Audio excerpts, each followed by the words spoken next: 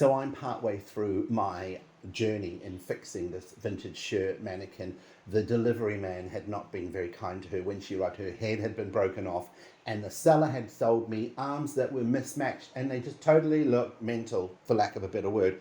So I have had to source through my collection of vintage mannequin arms that are appropriate for this mannequin, and I'm going to talk about the process of what will work and what won't work in this video. I'm also going to show you how I reattached her head and painted over the crack, and I'm also going to show you a way of creating temporary brown eyes for this Cher mannequin that will hopefully make her look a lot more Cher-like, because Cher didn't have blue eyes, well, not in the 70s anyway.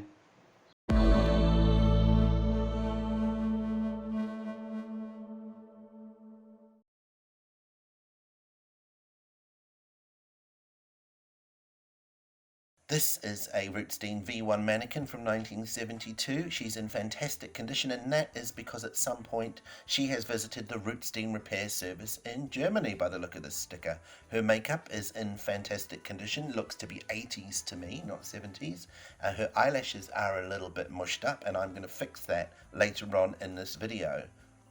And we've got a big crack in her neck thanks to the courier. This is the pose that she is supposed to be in. And look, poor love, her head basically comes right off at this point. She is a decapitated mannequin, and I was quite distraught to say the least, but then I realised it gave me some good material to make a new video for the channel. But look at what good condition she is in for a 50-year-old mannequin, something like that. And that is probably due to the fact that she has visited the Rootstein repair service, and I'm guessing that was in the 80s by her makeup, and she probably had her body repainted at that same time. Unfortunately, her arms and her hands are not correct for the V1 pose, though the parts she arrived with are very rare, and I'm sure as a Rootstein mannequin collector I will be able to get some use out of them at some point in the future. And indeed, that is why I have some vintage arms and hands that are going to work much better than the parts she arrived with.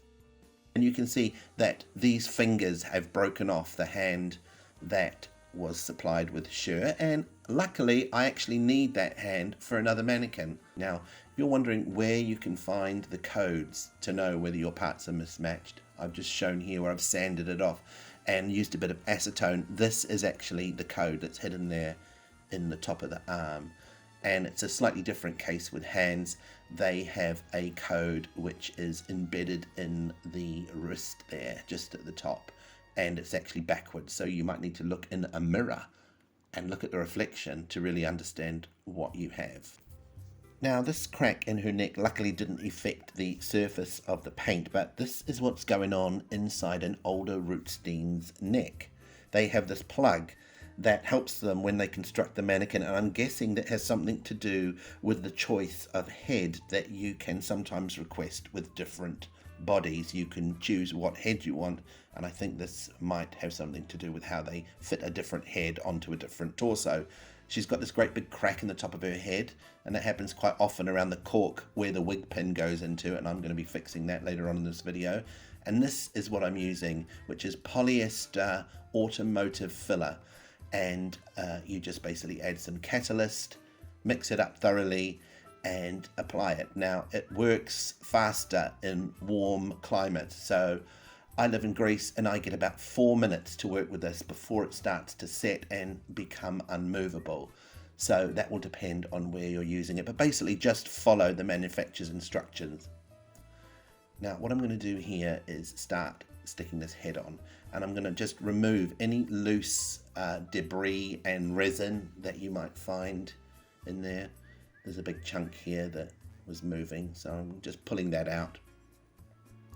So what I'm doing now is I'm just sanding it all with a bit of high grit sandpaper, and that's just so that the new resin will stick. And I'm just being careful to not knock off any more of that surface paint or finish, I don't know what you call it, the surface texture of the mannequin. And I'm just liberally applying a lot of this polyester resin filler, getting it into all of the little cracks and where I've sanded it.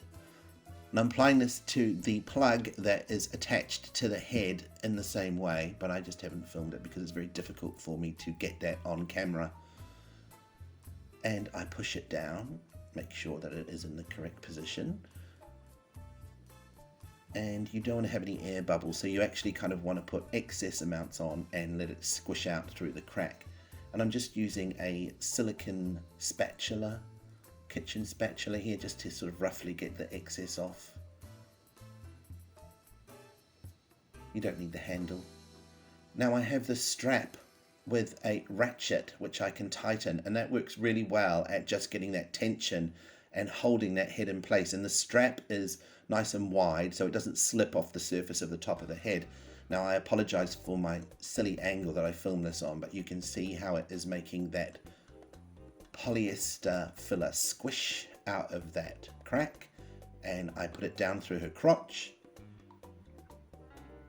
and I use this silicone caulking tool to just initially scrape off some of that filler.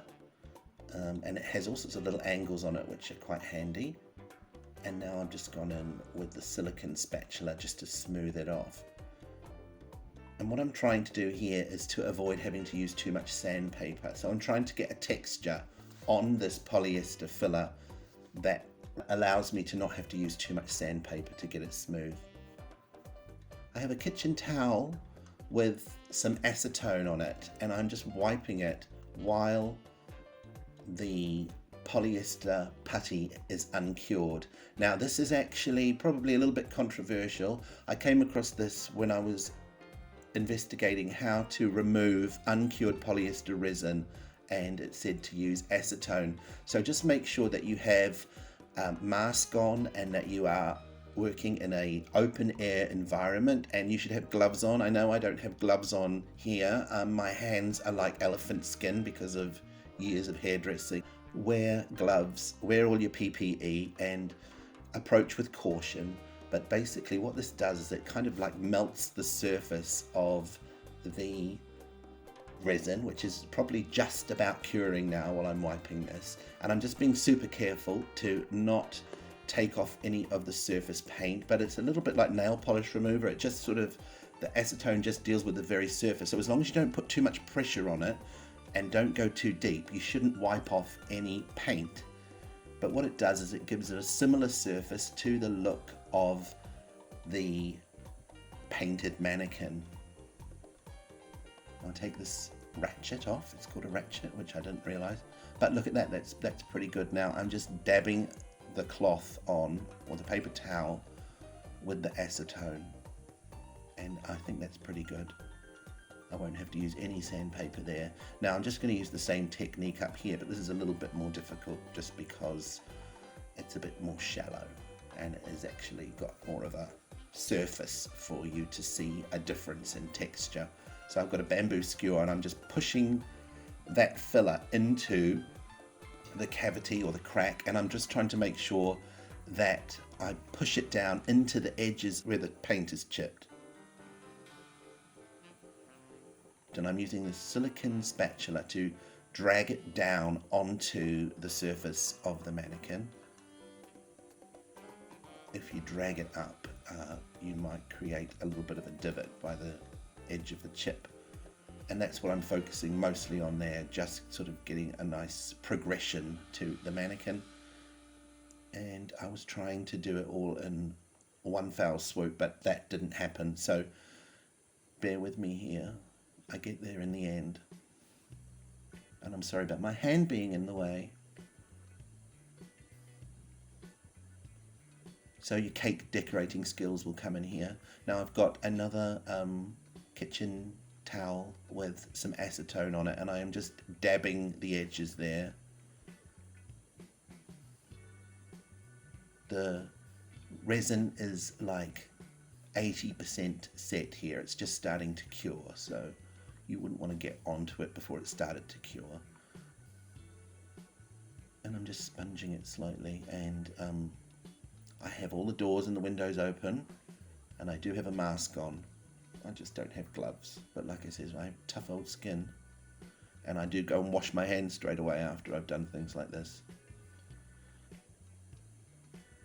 So there you go. You see, I'm just kind of roughing up that texture, and now I'm just sort of polishing it a little bit with the cloth with some acetone on it.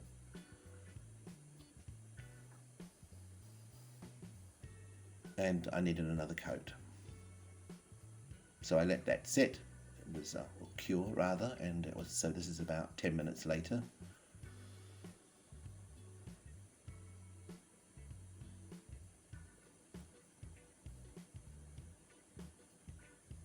And this polyester filler is actually almost the same colour as the mannequin, so I've tried to make sure that I've got quite high contrast with my filming so you can actually see what I'm doing.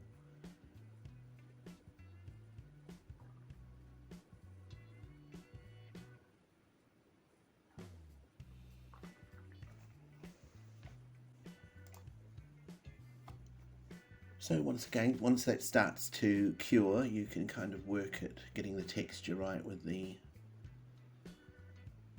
acetone on the paper towel. I mean, you could sand it, but I just think trying to save myself work by doing it this way.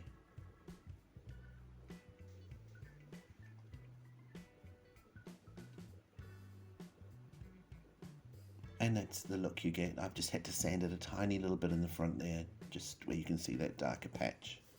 So, like I said, this is the pose, the V1 pose, and this is what I'm trying to mimic with the arms that I'm choosing. And luckily I do have some arms that are going to work. So I'm going to use these hands. They are actually hands that are from like around a 2000s collection. So they are vintage, I guess, but they are not as old as the Cher Mannequin, but they match. I have a pet hate when mannequins have hands that don't have the same aesthetic. So these hands, though they are not from the same mannequin, they are from mannequins of about the same age, and they work well. And this is the arm that I'm going to be using. It is from the Classic and Symbols collection, and though it's very similar to the arm that she came with, it is on a slightly different angle, and it allows for the hand to sit in a nicer position. So the arm that she came with, I will put away for another day, and this is how that works. And it fits pretty well. The head of the arm's not quite as wide as the shoulder that Cher has, and you can see that when I put this on here, it doesn't quite fit 100%, but it fits pretty well. And you can always just kind of create a little bit of tension there by putting some tape on the inside of the arm. This is the arm that I received, and it looks exactly like the other one basically. I know you can't see it in the brochure picture, but it is exactly a mirror of the left arm. And this is the left arm that I'm going to use, which is from another collection that was released in the early 70s, so it has a similar aesthetic, and that hand works very nicely. That's quite similar to the pose that this Cher Mannequin should have, but you can see I haven't sanded it or undercoated this arm. It's in very good nick, and this is that arm that I have just put on Cher. They're always on the wrong side in these brochures, but I wanted to show you how it should be used. And what you want to aim for is an arm from about the same age. This is an arm from the 90s, and you can see how it just doesn't work. They changed the aesthetic. The mannequins got a little bit less like fashion drawings and became a little bit more anatomically correct, and they just don't work. Now this is Cher's code. That is a C, I guess that means Cher, alternate Vicky Lewis 1. That is what that code means, and you can just sort of see it at the base of her back there. This is the arm that she came with, and you can see how I had to do a little bit of digging to try and find that code, but that was just done with a bit of sandpaper and then with a bit of acetone, layers and layers of paint that I had to get through there to find that code. So this is just a reminder of what I was working with. That arm and hand on the left there is a bit odd. This is actually how it is supposed to be used, with a hand that looks like what, it's got a glass in her hand or something like that, or a knitting needle. And this is the hand that came with the AY4 hand with it all splayed out like that. So all of these parts are very collectible. This is the hand that came that had the broken fingers, and I have this mannequin and she needs that hand, so I'm really chuffed about finding that. Now I'm just going to show you quickly, if you have an arm or a body part that has a lot of flaky paint like this, what you can do is use this really strong gaffer tape or packing tape, whatever you call it, to just rip most of that paint off before you start sanding it. It'll make the job a lot quicker. In the end, I got quite a lot of her paint off by using this technique. So here she is, the beautiful Cher. She's got her head back on, and I have fixed that missing piece on the top of her head. But I need to clean her, and I should have probably done this beforehand, before I did anything to her really, but I was worried that I might actually chip some of the surface of her neck paint off. So I thought, lesser of two evils, just fix her head and then clean her. So this is the paint I'm using. It is household oil-based enamel paint, and this is the color, this nasty peach color, which I'm going to alter, and I'm going to show you how I do that. You'll need some turpentine or white spirit and some artist oil paint in black. It's a good idea to have some kitchen towels or kitchen paper around, and I have diluted some of that black artist oil in some turpentine and made like an ink and made sure there are no lumps in it.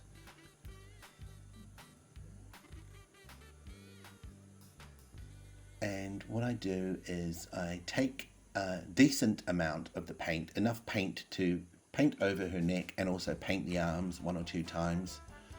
And household oil paint goes quite far for that, so you don't need too much. And I just add a few drips of this black artist oil in turpentine, and I just slowly add it and keep mixing it thoroughly. And what that will do is it will lessen the vibrancy of that peachy reflect and make it marginally deeper, but not really. What it will just basically do is it will turn this into more of a beigey kind of peach rather than a really vivid 80s-y looking peach. When I ever see this peach colour, I always think of the 80s.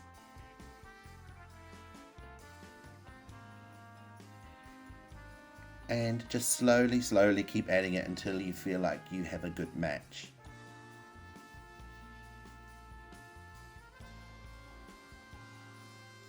And you can see I have sanded and undercoated that left arm.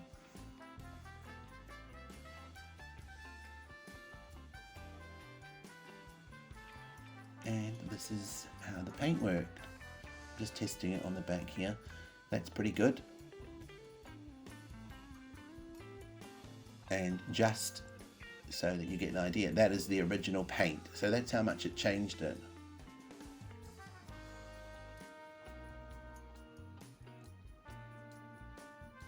I am just using a hog bristle brush, and I'm just stippling the paint on, kind of quite lightly to begin with, or scumbling the paint on. I think it is what artists refer to this technique. Not scumballing, but scumbling. And I'm just trying to sort of make it slightly more transparent on the edges. When I put this paint on, I put the brush directly on the polyester filler, and then I kind of work it out towards the edges of the newly painted area.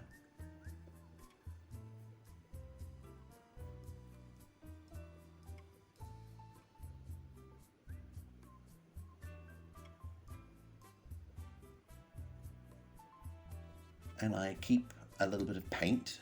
I keep it in the fridge. I put a little bit of cling film over the top of that plastic cup, and if you keep it in the fridge, the cold temperature in the fridge will stop the paint setting, and you get a few days use out of it that way. People you live with might not be happy about having the smell of paint in the fridge, but it's only a little bit. They should be okay with it. My husband's very understanding.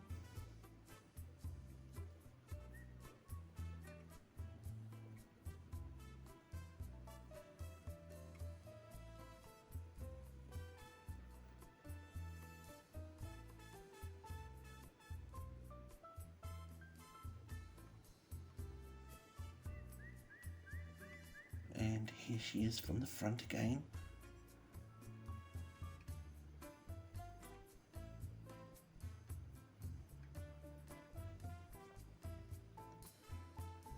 can actually see there's a little bit of discoloration on the collarbone there. So in the end, I go down a little bit. I think, you know, the paint's matching really well. Just paint her whole neck. So I kind of come down to the collarbone.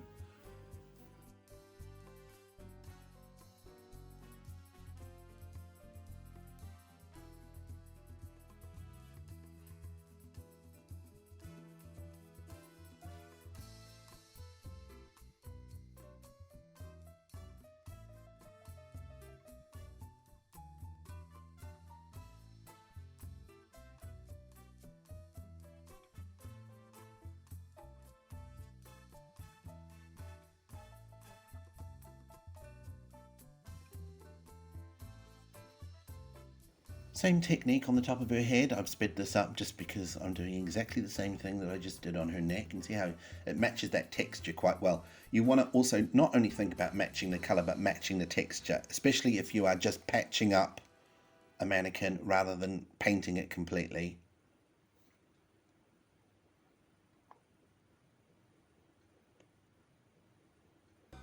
Right, so this is how I paint the arms, and I do it this way when I can get away with it. I've masked off the metal area at the top of the arm, and I have put the hand on, but as you can see I've not pushed it right in so it meets the arm completely. And I'm just thinking about how I'm going to approach this, but I can use the hand as a handle, and I'm going to paint around the head of the shoulder and the underarm where it sits close to the body, and the underside of the arm first. And then once I've done all those bits that I know are going to be tricky, I put it back on the mannequin, and then I just paint the rest of it, the lower part of the arm. And I'm doing it with a roller. This is one of those velour type rollers, and I'm kind of like just trying to get a moderate amount on, not so much that it just swamps it, but enough that it covers it really well. And I'm sorry I'm looking a bit awkward here, but it is just because it is quite a difficult thing to keep in focus while I'm filming it. But you can see how quick it is, and this is actually real time. It's so quick and so much tidier than using spray paint or anything like that. I have other videos. I have a 90s mannequin rescue, which really goes into painting a mannequin a little bit more thoroughly than what I'm doing it here. I don't want to be too repetitive with my channel. So I've got that part of the arm done, and now I can quite easily get around the rest of it. The alternate would be to string them up and hang them off something like a mobile, and you know, you might have to do that if the arms would lie too close to the body, and it would be difficult to not disturb the paint while it's drying. But with this pose, the body of the mannequin doesn't really impede the drying paint that much at all.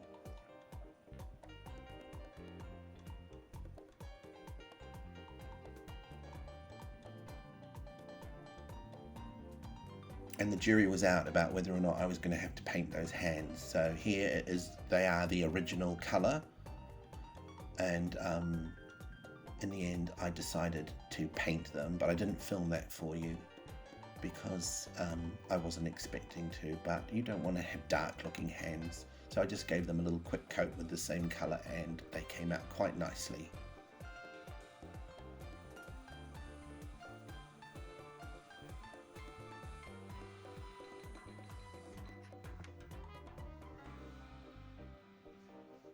And you can keep your foam roller in the fridge as well, and that will, the cold temperature, just like the paint, will stop it setting, and you can use it for a few days. I have been known to do that as well. Put it in a plastic bag and put it in the fridge, and make sure everybody in the house knows that that's what it is.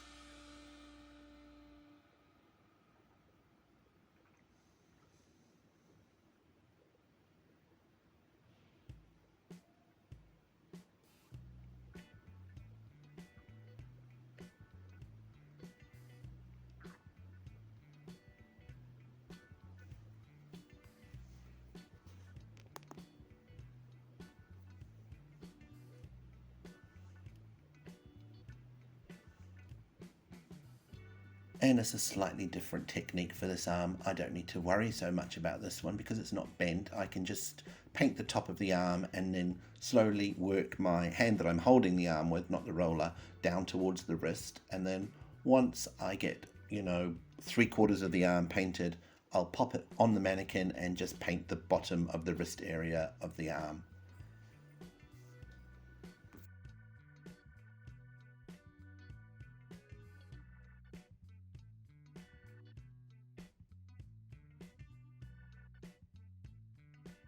If you have learnt anything or you found anything about this video interesting, please like, comment and subscribe. You can leave a comment about anything. It will help the algorithm think that people are interested in my little channel. So please comment about anything you wish. And if you happen to own the correct arms that I need to complete this Cher Mannequin, feel free to contact me. I will probably buy them in a heartbeat because they will add value to this mannequin, which is very rare, and because it's Cher, there's also a certain amount of interest in it, so I would like to try and find the correct arms and hands if possible.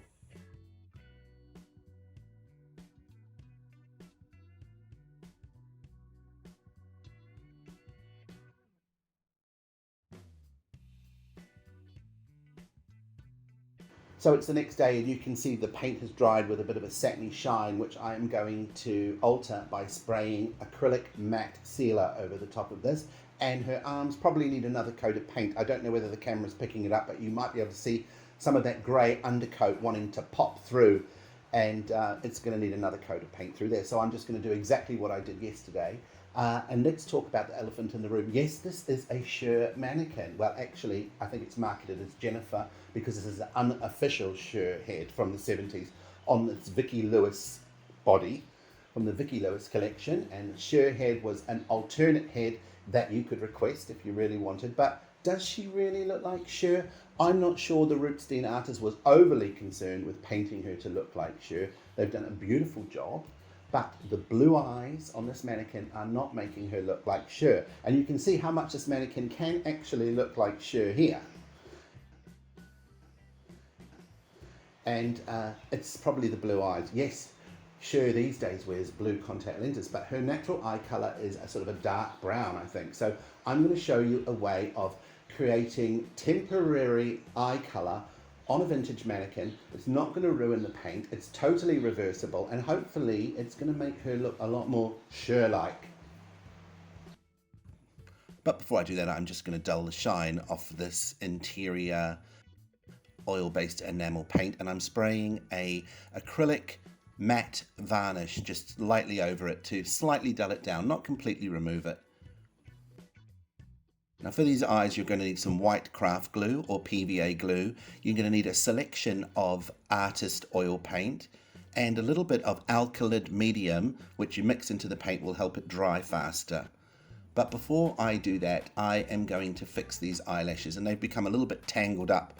I think the top lashes have become stuck to the lower because of that tacky latex-based paint that is probably on the eyelashes. And this is 5-minute epoxy glue that I have just let sit for a couple of minutes before I've applied it. I am just untangling those lower lashes, and now I'm just lifting up the top lashes that have become irregular, and I'm just holding them there for a second, and let's grab them nice and tightly. So, change the colour of the irises. I have painted over some of the white craft glue. I think wood glue, traditional carpenter's wood glue, is basically the same. It might be slightly stronger, but that should work as well. And what I'm doing is painting over pretty much the entire eye. I'm concentrating on the iris area, and this stuff dries pretty transparent. And there you go, that's what it looks like after it's dried. Now I have mixed up an orange-based colour.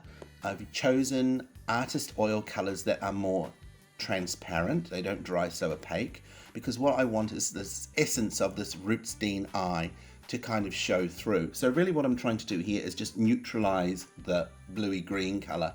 So what I have done is mixed up pretty much an orange, and I'm just applying it over the blue, and then I'm going to sort of smudge it out a little bit, because I don't know if you can see there that the blue actually blends in slightly to the surrounding eye white, and it's a bit of a trick to decide how much you are going to leave exposed, because you still want to have a nice soft edge to the iris, to the finished look of the iris.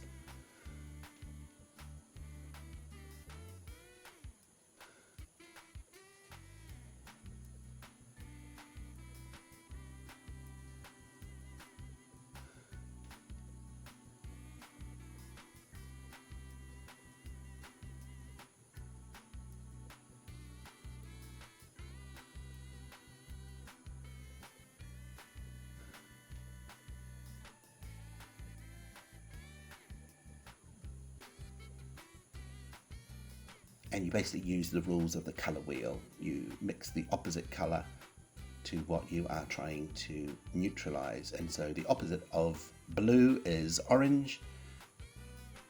And here I have a angled shader brush, and I'm just trying to smudge out the very edges of that new iris.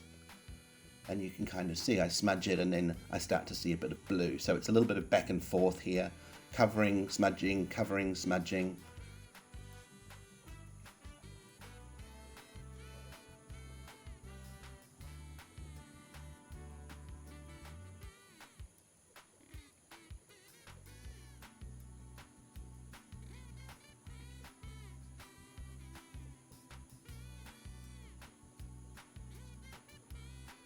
And then once I get this blue neutralized, I will put a deeper color over the top of it.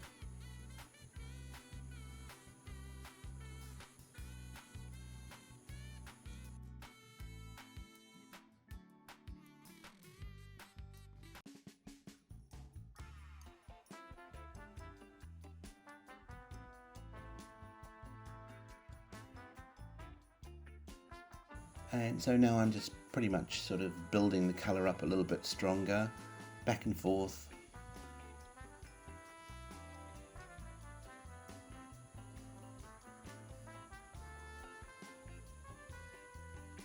And this is that orange colour over the top of that lighter blue, and it is pretty scary looking, but it won't stay like that.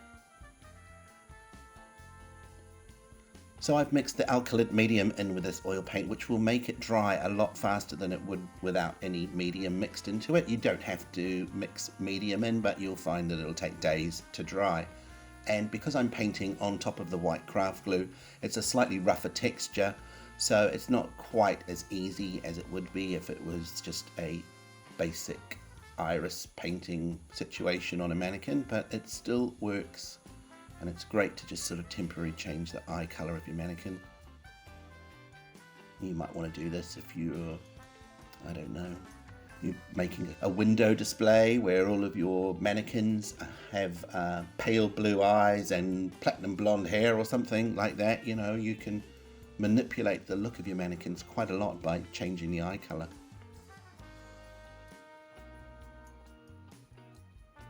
You could make them evil for Halloween, give them fiery red eyes or something. Right, so now I have a warm brown, this is burnt umber, I think, and I'm just painting pretty much over where that dark blue was. And a brown eye would have less light bouncing off it, so I'm actually going to cover more of that ring of orange because it's a little bit extreme. There's a little bit too much of that orange and not enough brown.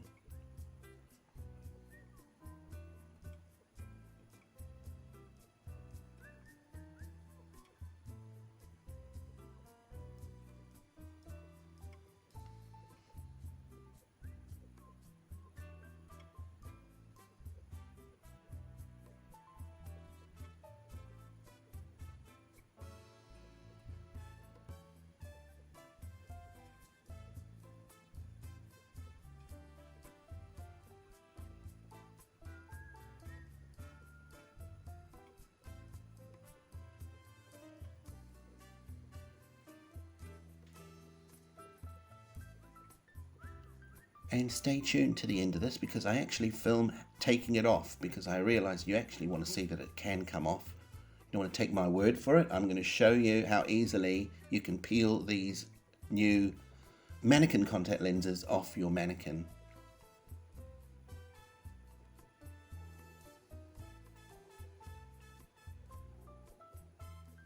I have another video where I actually use this technique to change the color of mannequin lips, which is my Halloween temporary makeover video. So if you want to see how that happens, check that video out as well. And then once you've watched these, you'll realize you could actually paint your whole mannequin probably if you covered it with white craft glue if you really wanted to, but you could use it to put new eyebrows on, which I pretty much do in that Halloween temporary makeup video.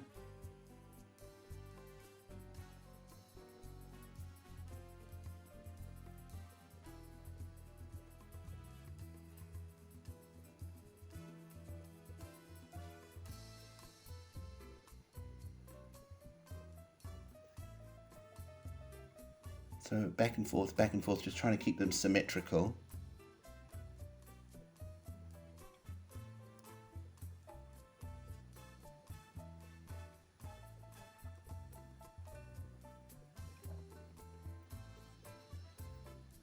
And if you enjoy the idea of painting a mannequin, I am actually currently working on some new videos which will be posted within the next few months about how to actually paint a mannequin's face from scratch. So subscribe if you are interested in that, and hit the notifications bell if you wish, and you will be able to see them as soon as I've done them.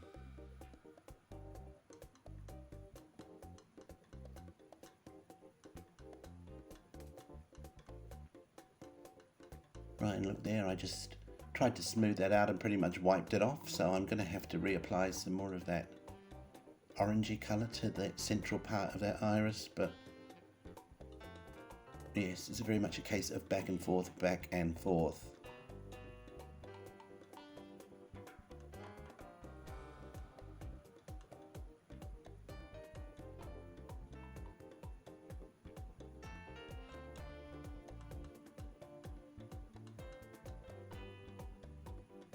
And this is pretty much in real time. I have cut out where my hand leaves the face to load up the brush, but you're seeing it in pretty much in real time.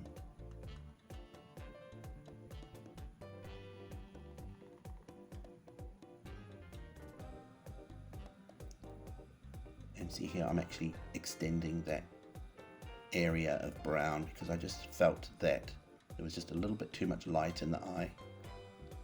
Particularly for Cher, she has quite dark looking eyes.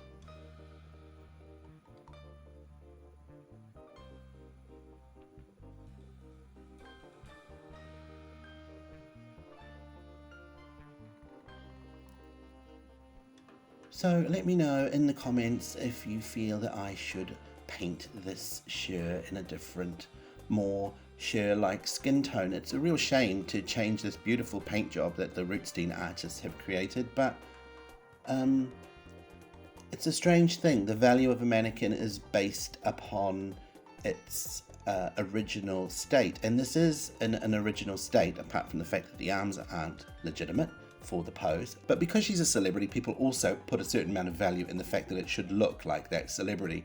Now, having brown eyes will help, but to me, I always think of Cher as being very tanned, particularly a 70s Cher. She had that beautiful sun-kissed look and that long dark hair, and obviously this Cher mannequin is quite pale. And as I said earlier in the video, the artist who painted this probably wasn't really concerned about making her look like Cher. It might not have been the artist's main objective, but someone who wants to own a Cher mannequin probably would like the mannequin to actually look as much like Cher as possible. So in the comments below, write down if you think that I should repaint her to look more tanned 70s Cher, or just leave her as she is. I would really be interested to know, because it's a very interesting point to try and figure out where her value would be. I mean, as a Rootstein collector, I think anything that is just as it was from the factory or as Rootstein intended it to be, is worth more than anything that has been done by an outsider. But like I said, I think maybe it's a different case when that mannequin is sculpted from someone who is known and has a particular look.